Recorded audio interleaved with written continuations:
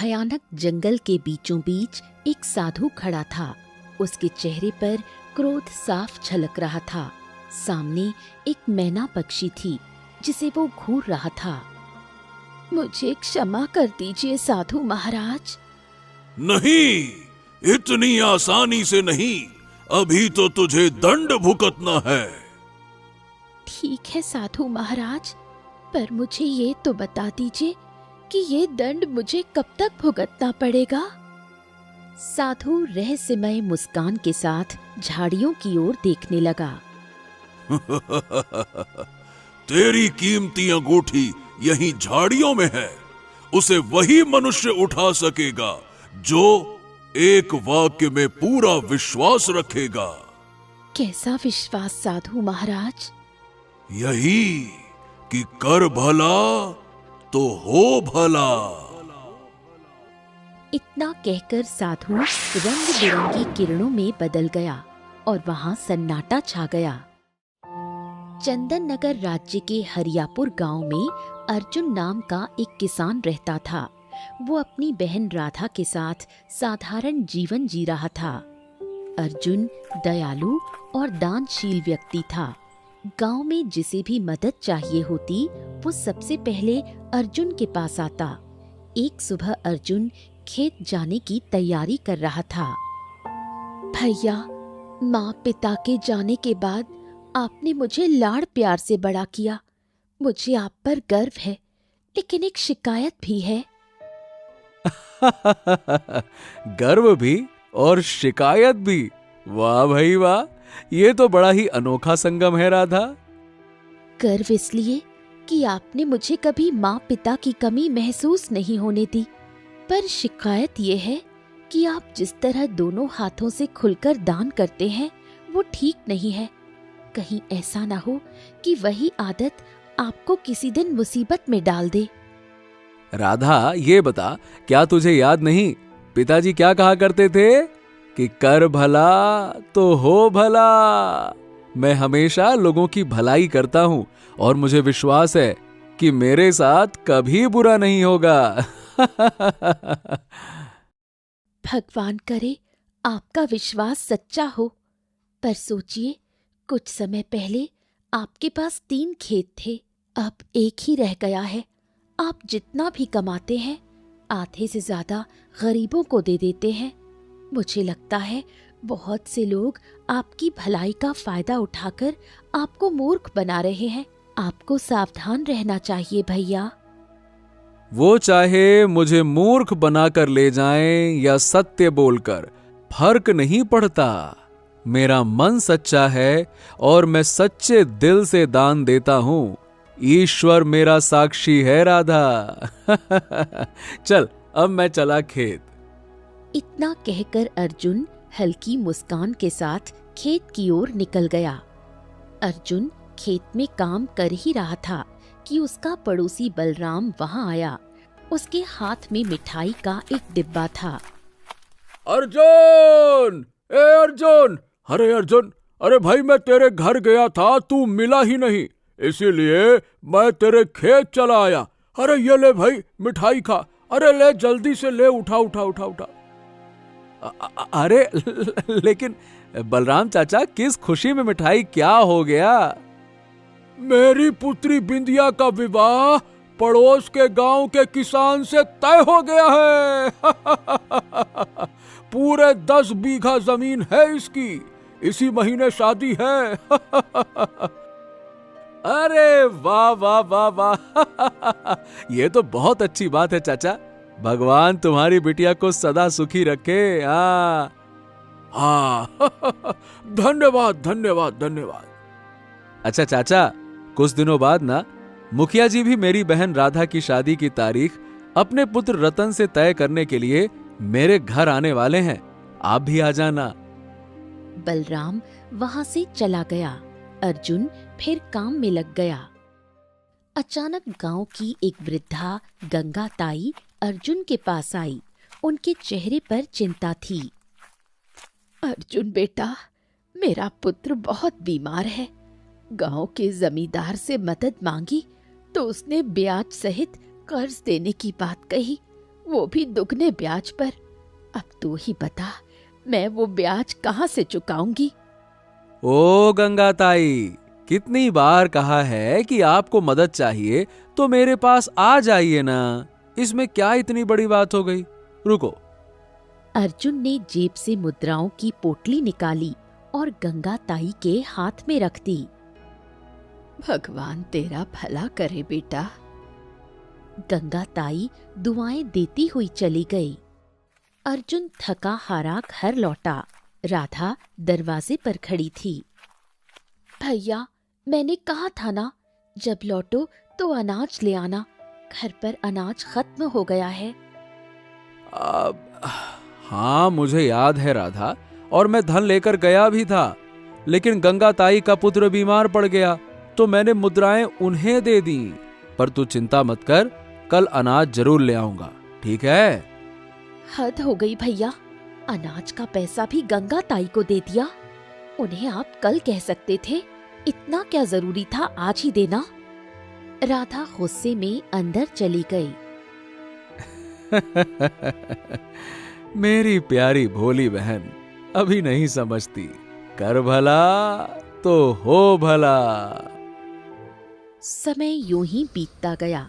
एक दिन राधा आंगन में बैठी सूत काट रही थी कि तभी अर्जुन घर आया। ओ राधा बहन, 2 दिन के बाद में बलराम चाचा की बिटिया बिंदिया का विवाह है। बलराम चाचा ने हमको भी बुलाया है, निमंत्रण दिया है, तो तुम भी तैयार रहना। ठीक है भैया, पर अच्छा हुआ कि बलराम चाचा संपन्न किसान है। अगर गरीब होते तो अब तक आप अपनी सारी कमाई उन्हें दे चुके होते। राधा, मेरे दान देने की आदत से तू जितना चिढ़ती है ना, एक दिन तू स्वयं मेरी प्रशंसा करेगी। देख लेना, एक दिन तुझे यकीन आ जाएगा कि कर भला तो हो भला। राधा कुछ नहीं बोली, बस हल्की मुस्कान के साथ अर्जुन को देखती रही।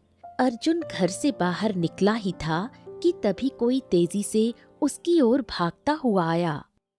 वो बलराम था। उसकी आंखों में आंसू थे और चेहरा पसीने से भरा हुआ था। अर्जुन!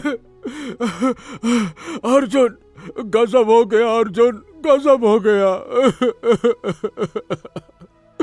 मैं तो लुट गया, मैं बर्बाद हो गया, अब किसी को मुंह दिखाने लायक नहीं रहा। अरे बलराम चाचा, क्या हुआ? आप रो क्यों रहे हैं? क्या बात है, सब ठीक तो है ना?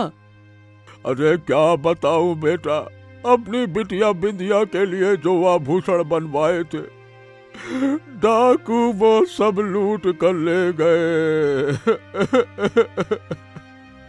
आज सुबह ही मैं चंदन नगर से लौट रहा था। रास्ते में डाकुओं ने तलवार की नोक पर सब छीन लिया, सब छीन लिया। बाप रे, ये तो बहुत बुरा हुआ चाचा। बुरा नहीं बेटा, बहुत बुरा हो गया। अब मेरी बिटिया का विवाह कैसे होगा? 2 दिन बाद शादी है, इतनी जल्दी इंतजाम कैसे हो पाएगा? कैसे कैसे? अर्जुन गहरी सोच में पड़ गया। सोने के आभूषण तो बड़े महंगे होते हैं। अगर थोड़ी बहुत रकम की बात होती तो मैं तो तुरंत मदद कर देता। पर चिंता मत कीजिए चाचा, मैं इस बुरे वक्त में आपका साथ नहीं छोड़ूंगा। चलिए, हम राजा विक्रम के पास चलते हैं, वो जरूर हमारी मदद करेंगे। चलिए। अर्जुन बलराम को लेकर राजा विक्रम के दरबार में पहुंचा। दोनों ने पूरी घटना सुनाई। अरे भाई, तो इसमें हम क्या कर सकते हैं? जंगल में डाकू घूमते ही रहते हैं। कई बार सैनिक भेजे, पर न जाने किस गुफा में छिप जाते हैं। अगर हम लूटे हुए यात्रियों की मदद करने लगे, फिर तो हमारा राजकोष यूं ही दान देते देते ही खाली हो जाएगा। महाराज, बलराम चाचा आपकी प्रजा का हिस्सा है, वो आपकी प्रजा हैं। प्रजा की सहायता करना एक राजा का कर्तव्य होता है। अच्छा, तो अब तुम हमें हमारा कर्तव्य सिखाओगे? अगर तुझे इतनी दया ही आ रही है तो तू ही सहायता कर दे। बड़ा आया हमें कर्तव्य सिखाने वाला। चल दफा हो जा यहाँ से, कोई मदद नहीं मिल सकती, दफा हो जाओ। अर्जुन और बलराम उदास होकर दरबार से बाहर निकल गए। अर्जुन, मैं तुम्हारी बात पर यहाँ तक आया था। मुझे पहले ही पता था कि राजा विक्रम मदद नहीं करेंगे। सारा राज्य जानता है कि वो निर्दयी और क्रूर शासक है। निर्दयी राजा अधिक समय तक सत्ता पर नहीं टिकता चाचा। खैर, आप चिंता मत कीजिए, हम अपने गांव के जमींदार के पास चलते हैं, वो जरूर मदद करेगा। चलिए। अर्जुन बलराम को लेकर जमींदार के पास पहुंचा। दोनों ने पूरी बात बताई। राम राम जमींदार जी, बात यह है कि बलराम चाचा की पुत्री का विवाह 2 दिन बाद है। हम सब एक ही गांव के हैं, कृपया करके इनकी मदद कर दीजिए। आपके पास तो धन की कोई कमी नहीं है। अरे ये तुम क्या कह रहे हो अर्जुन? सारे गांव वालों की मदद का ठेका तो तुमने ही ले रखा है, अब तुम ही मुझसे मदद मांगने चले आए। हाँ जमींदार जी, बात यह है कि मेरे पास भी इतना धन नहीं है कि मैं सोने के आभूषण खरीद सकूं। अगर होता, बिना सोचे समझे मैं दे देता। धन नहीं है तो क्या हो गया भैया? तुम्हारे पास एक खेत तो है, उसको गिरवी रख दो। किसने कहा है कि धन होना जरूरी है? जिस चीज से धन हो सकता है वो भी तो होना जरूरी है ना। खेत दे दो, पैसा ले जाओ। क्या खेत गिरवी रख दूं? क्यों भैया, क्या हुआ? कहाँ गया तुम्हारा वो वाक्य, कर भला तो हो भला? अब अपने खेत की बारी आई तो सच्चाई समझ में आई ना? बात करते हो। अर्जुन गहरी सोच में डूब गया। शायद तुम भूल रहे हो जमींदार, मैं अपने 2 खेत पहले ही लोगों की भलाई के लिए बेच चुका हूं। हाँ, पर अगर तुम भी मदद से इनकार कर रहे हो तो कोई बात नहीं, मैं बलराम चाचा का साथ नहीं छोड़ूंगा। मैं अपना खेत तुम्हारी हवेली में गिरवी रखने को तैयार हूं, ठीक है? तो ठीक है भैया, देर किस बात की है? जाओ कागज ले आओ और खेत को गिरवी रख दो। पर हाँ भैया, याद रखना, जब तक मेरा कर्ज नहीं चुकाओगे तू अपने खेत में एक दाना भी नहीं बो सकेगा। ये नियम है और इसी नियम पर चलना होगा। अर्जुन के चेहरे पर एक पल को मौन छा गया। बलराम ने उसका कंधा थामा। अर्जुन, अर्जुन, रहने तो बेटा, तुम अकेले नहीं हो, तुम्हारी जवान बहन भी है, कल उसकी भी शादी करनी है। अब मेरे साथ जो हुआ वो मेरा भाग्य था और भाग्य को कोई नहीं टाल सकता, कोई नहीं टाल सकता। बस बस बस, हरगिज नहीं बलराम चाचा, मैं आपको इस मुसीबत में अकेला नहीं छोड़ सकता। आप यहीं रुकिए, मैं अपने खेत के कागज लेकर आता हूं, रुकिए। इतना कहकर अर्जुन हवेली से निकल पड़ा। अर्जुन घर पहुंचा और अपने बक्से में कुछ ढूंढने लगा। तभी राधा वहां आई। क्या हुआ भैया, बक्से में क्या ढूंढ रहे हैं? अर्जुन ने सारी घटना राधा को बताई। हद होती है भैया, अगर आप अपना खेत गिरवी रख दोगे तो खेती किससे करोगे? मेरा और आपका क्या होगा? हमारी आमदनी रुक जाएगी। और आप भूल रहे हैं कि मुखिया जी मेरे विवाह की तारीख तय करने आ रहे हैं। ओहो, तुम चिंता क्यों करती हो राधा? कर भला तो हो भला।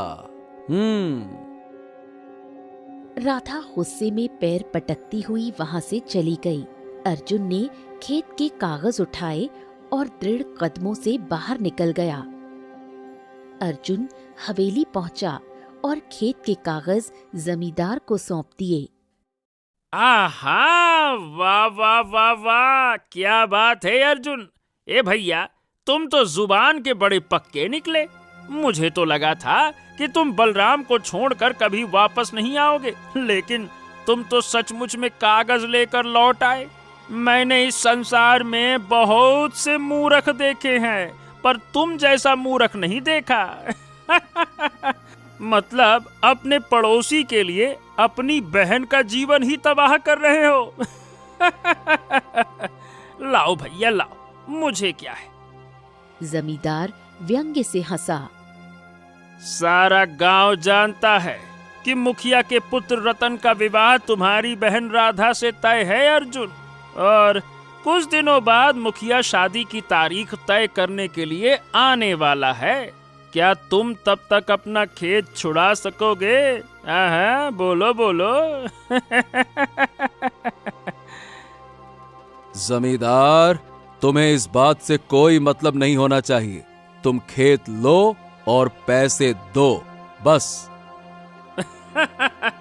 ठीक है भैया, जैसी तेरी इच्छा, पर याद रखना, जब तक तू मेरा कर्ज ब्याज सहित नहीं चुकाएगा, अपने खेत में हल नहीं चला सकेगा। और अगर बिना रकम के कागज लेने आया तो भैया लात मार कर निकाल दूंगा मैं। ये कहते हुए जमींदार ने एक थैली सोने के सिक्कों से भरी और बलराम की ओर फेंक दी। लो भैया, पैसा लो, जिसके लिए आए हो। यहाँ बैठे बैठे क्या खाना खाकर जाओगे? लो भैया, लो लो ले, पकड़ ले बलराम, ले जाकर अपनी बिटिया की शादी कर ले। जा, मजे कर, जा। अर्जुन और बलराम हवेली से बाहर निकल गए। अर्जुन बेटा, तुम्हारा बहुत बहुत धन्यवाद।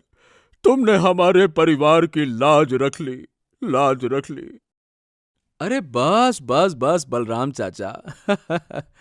अब जाकर आप अपनी पुत्री के लिए दोबारा से आभूषण ले आइए। जाइए जाइए। बलराम खुशी खुशी वहां से चला गया। 2 दिन बाद बिंदिया का विवाह धूमधाम से संपन्न हुआ। कुछ दिनों बाद अर्जुन गहरी सोच में डूबा बैठा था। उसके मन में चिंता थी। एक खेत था और वो भी जमींदार के पास गिरवी पड़ चुका था। हाँ, अब तो मेरे पास कुछ नहीं बचा। अब कौन सा काम करूं जिससे धन कमा सकूं और अपना खेत छुड़ा सकूं। इतने में बाहर से किसी की आवाज आई। अर्जुन बाहर निकला तो देखा मुखिया अपनी पत्नी के साथ खड़े थे। हाँ, मुखिया जी आप? हाँ अर्जुन, मैं अपने बेटे रतन और तेरी बहन राधा की शादी की तारीख तय करने आया था। रास्ते में सुना कि तूने अपना खेत बलराम की मदद के लिए गिरवी रख दिया है, और जमींदार ने कहा है कि जब तक तू उसका कर्ज ब्याज सहित नहीं चुकाएगा, तू अपने खेत में हल नहीं चला सकेगा। क्यों, क्या ये बात सच है? हाँ जी मुखिया जी, आपने बिल्कुल सही सुना। तो फिर ठीक है अर्जुन, 10 दिन बाद का शुभ मुहूर्त है। 10 दिन बाद राधा और रतन का विवाह कर देंगे। मैं खुद बारात लेकर आऊंगा, और याद रखना अर्जुन, गांव में मेरा बहुत सम्मान है, इसलिए बारातियों के लिए इंतजाम अच्छा होना चाहिए। किसी चीज की कमी नहीं होनी चाहिए। और हाँ, दहेज में आभूषण तो बनवा ही लिए होंगे ना। अर्जुन कुछ नहीं बोला। मुखिया कुछ देर बाद वहां से चला गया। मुखिया के जाते ही राधा रोने लगी। अब आप क्या करेंगे भैया? आपने जो खेत गिरवी रखा है, उसमें तो आपकी मेहनत की फसल लहरा रही थी। कम से कम उसे काट तो लेते, उससे कुछ धन मिल जाता। मेरा विवाह धूमधाम से हो जाता, मुझे भी अपने सोने के आभूषण मिल जाते। अर्जुन की आंखें नम हो गईं। वो पहली बार टूट गया। राधा तू बहन, तू चिंता मत कर, सब ठीक हो जाएगा, सब ठीक हो जाएगा। कुछ ठीक नहीं होगा भैया।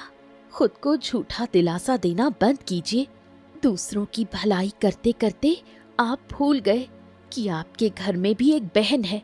सबसे पहले आपको अपनी बहन की भलाई के बारे में सोचना चाहिए था। राधा गुस्से और आंसुओं के साथ वहां से चली गई। अर्जुन गहरी सोच में डूब गया। हाँ, मैंने बलराम चाचा की मदद की थी। उनके खेत में तो अब फसल लहरा रही है और कटाई का मौसम भी चल रहा है। शायद बलराम चाचा मेरी मदद करें। अर्जुन सीधे बलराम के घर पहुंचा। बलराम उसे देखकर चौंक गया। अरे अर्जुन बेटा, क्या हुआ बेटा? तेरा चेहरा इतना उदास क्यों है? अर्जुन ने सारी घटना बताई। बलराम चाचा, आपके खेत में तो फसल लहरा रही है। आप अपनी फसल मुझे दे दीजिए ना, ताकि मैं उसे बेचकर अपनी बहन का विवाह कर सकूं।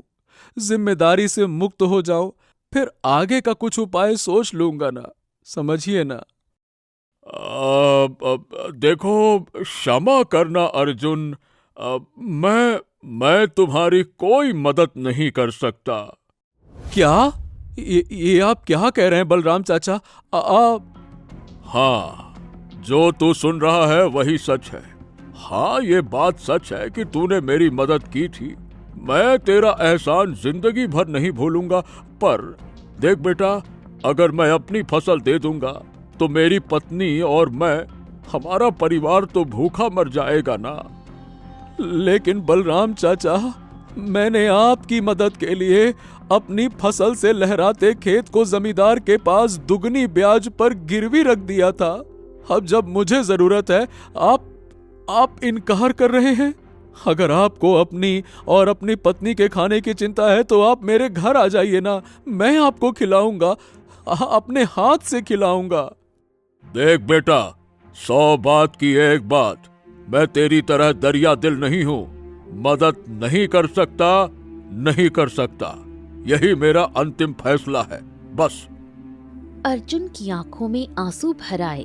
वो चुपचाप घर से बाहर निकल आया।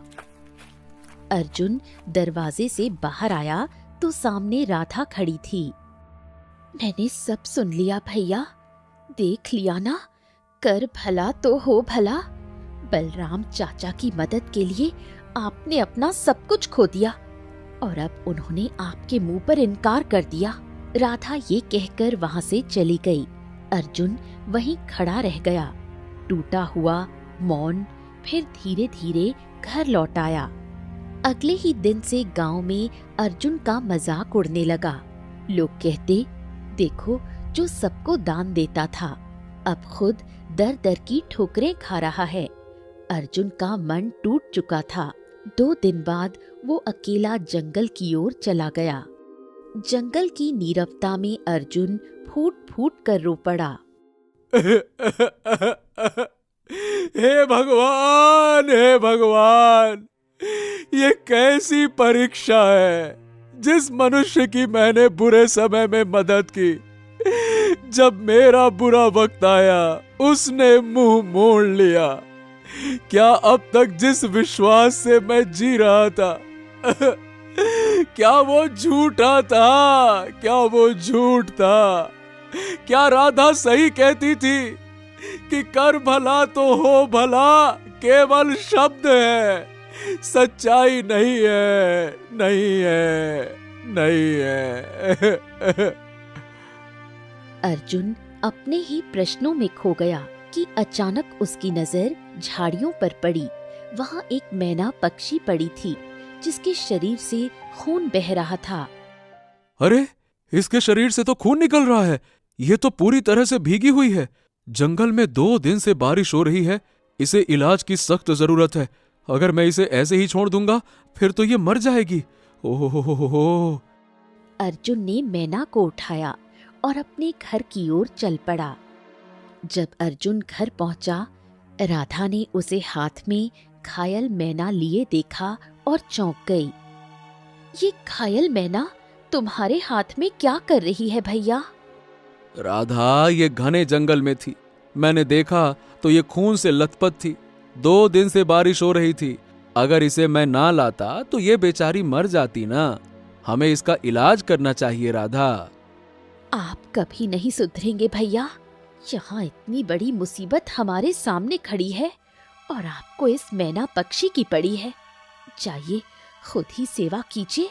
आखिर आपका वाक्य है ना, कर भला तो हो भला। हो सकता है यही मैना आपका कुछ भला कर दे। राधा गुस्से में वहां से चली गई। अर्जुन ने कुछ नहीं कहा। वो दिन रात उस घायल मैना की सेवा करने लगा। 2 दिन बीते। मैना पक्षी अब पूरी तरह स्वस्थ हो चुकी थी। अर्जुन उसे देखकर मुस्कुराया। अब तुम उड़ सकती हो। देखो देखो देखो। चलो अब तुम अपने जंगल लौट जाओ। लौट जाओ। तभी मैना ने अचानक मनुष्य की आवाज में कहा, 2 दिन से देख रही हूँ तुम्हारी बहन तुमसे बात नहीं कर रही। क्या तुम दोनों में झगड़ा हुआ है?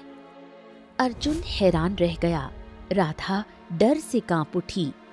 भगवान, ये क्या? एक मैना मनुष्य की आवाज में बोल रही है। भैया, ये जरूर कोई राक्षसी या पिशाचिनी है। कौन हो तुम? कौन हो? डरो मत, मैं कोई राक्षसी नहीं, मैं एक मायावी मैना हूँ। तुमने मेरी जान बचाई है, इसलिए मैं तुम्हारी मदद करूंगी। अब मुझे बताओ, आखिर तुम दोनों भाई बहन में झगड़ा क्यों है? मैं घायल थी पर सब सुन सकती थी। तुम्हारी बहन के मुंह से मैंने एक वाक्य सुना, कर भला तो हो भला। आखिर इसका क्या रहस्य है? अर्जुन गहरी सोच में डूब गया। राधा ने मैना की ओर देखा। मैं बताती हूँ, मेरे भैया अर्जुन हमेशा दूसरों की मदद करते हैं। लोग इनका फायदा उठाते हैं, फिर मुंह मोड़ लेते हैं। उन्होंने अपने खेत गिरवी रख दिए, बलराम चाचा की मदद की, पर जब इन्हें जरूरत पड़ी, उसी बलराम चाचा ने इनकी मदद से साफ इनकार कर दिया। इतना कहते हुए राधा फूट फूट कर रो पड़ी। अर्जुन और राधा दोनों उस मायावी मैना को एकटक देख रहे थे। अर्जुन, तुम बहुत चिंता में थे, फिर भी तुमने मेरी मदद की, मेरी सेवा की, मेरा इलाज किया। अब मैं तुम्हारी मदद कर सकती हूँ। तुम्हें मेरे साथ जंगल चलना होगा। जंगल में? लेकिन क्यों? वो तुम्हें जंगल जाकर ही पता चलेगा। तुम एक निष्कपट अच्छे मनुष्य हो। मुझे तुम्हारे जैसे ही मनुष्य की तलाश थी। तुम ही हो जो मुझे श्राप से मुक्त कर सकते हो। क्या? श्राप से मुक्त कर सकता हूँ? मैं समझा नहीं, इसका क्या अर्थ है? मैं एक श्रापित मैना हूँ, समझ लो। मुझे श्राप से मुक्त करवाने का सामर्थ्य केवल तुम में है। अगर मैं मुक्त हो गई तो तुम्हारा जीवन बदल दूंगी। भैया, न जाने क्यों, पर मुझे इसकी बातों पर विश्वास हो रहा है। अगर ऐसा है राधा, तो तुम भी मेरे साथ चलो। चलो। तीनों जंगल की ओर चल पड़े। घने जंगल में पहुंचकर मैना ने कहा, इन झाड़ियों में एक अंगूठी तलाशो, वो सोने की किरणों से चमक रही होगी। अर्जुन झाड़ियों में खोजने लगा। कुछ देर बाद उसे एक अंगूठी दिखाई दी जो सचमुच सुनहरी किरणों से दमक रही थी। अर्जुन ने अंगूठी को स्पर्श किया ही था कि अचानक उसमें से आवाज गूंजी, मुझे स्पर्श करने से पहले ध्यान रखना, यदि तेरे मन में जरा सा भी पाप या स्वार्थ होगा तो तू जलकर भस्म हो जाएगा। मुझे कोई साधारण मनुष्य नहीं छू सकता।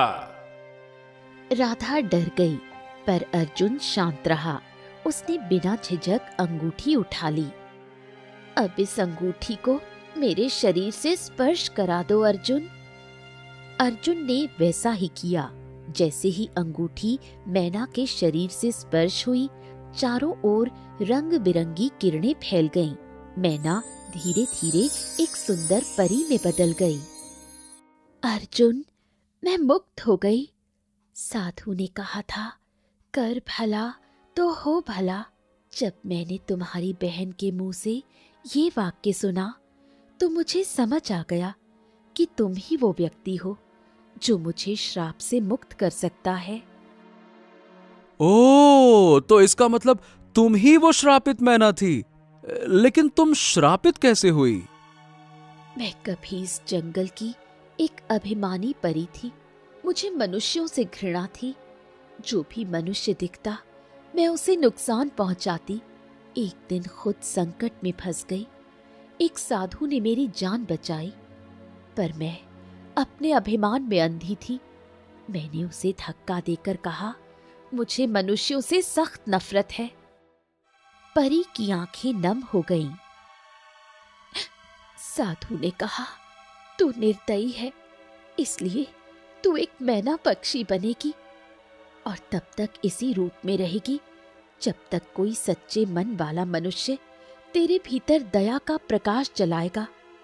साधु ने मेरी परी अंगूठी झाड़ियों में फेंक दी और कहा, उसे वही मनुष्य उठाएगा जिसके भीतर प्रेम और दया होगी। अर्जुन की आंखें चमक उठी। और वही तुम हो अर्जुन। तुम्हारे सच्चे मन ने आज मुझे मुक्त कर दिया। तो अब तुम आजाद हो गई हो। अब अपनी दुनिया में लौट जाओ परी। लौट जाओ, लौट जाओ। जाऊंगी, लेकिन तुम्हें बिना इनाम दिए नहीं। परी ने अपनी छड़ी आगे की। उसकी छड़ी से रंग बिरंगी किरणें निकली और अर्जुन के सामने ढेर सारे सोने के सिक्के प्रकट हो गए। भैया, ये तो बहुत सारे सोने के सिक्के हैं। हाँ, अब तुम धनवान बन चुके हो, लेकिन याद रखना, धन से बड़ा धन भलाई होती है। अपने स्वभाव पर अडिग रहना, हमेशा दूसरों की मदद करना, और जब भी तुम्हें कठिनाई आए तो बस आंखें बंद करके मुझे याद करना। मैं तुम्हारे सामने उपस्थित हो जाऊंगी। इतना कहकर परी स्वर्ण किरणों में बदल गई और गायब हो गई। अर्जुन वो सारा धन लेकर घर लौटा। कुछ दिनों बाद उसने अपनी बहन राधा का विवाह धूमधाम से संपन्न किया। विदाई के समय राधा ने अपने भाई को गले लगा लिया। भैया, आप हमेशा कहते थे ना, एक दिन मुझे विश्वास हो जाएगा कि कर भला तो हो भला। अब मुझे सच में विश्वास हो गया है भैया, कर भला तो हो भला। अर्जुन मुस्कुराया। राधा विदा हो गई।